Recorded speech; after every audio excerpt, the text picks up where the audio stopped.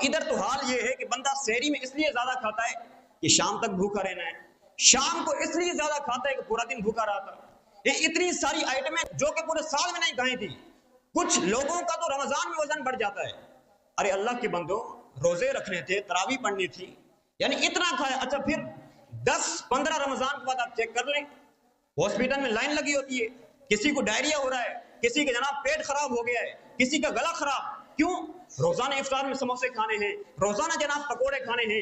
کچھ تو ہماری افطاری کے واجبات ہیں، یعنی یہ نہیں ہوگا تو افطاری نہیں ہوگی۔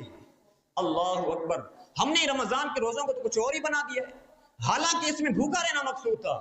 اچھا پھر اب جب بھوکے ہوتے ہیں نا، ایک تو غربت کا اور بھوک کا احساس ہوتا ہے، دوسرا آپ نے دیکھا ہوگا کہ کروفر ختم ہو جاتا ہے، عاجزی آ جاتی ہے۔ وہ جو ٹور ہوتی ہے نا، اکڑ کر چلنا، روب جمانا، ڈانٹنا، جھڑکنا، بالکل اس کو فیل ہونے لگتا ہے کہ یار میری اوقات ہی کوئی نہیں ہے، بالکل وہ نڈال ہو جاتا ہے، اس کو پتہ چل جاتا ہے کہ میری اوقات یہ ہے۔ عاجزی سے، انکساری سے، محبت سے لوگوں سے باتیں کریں۔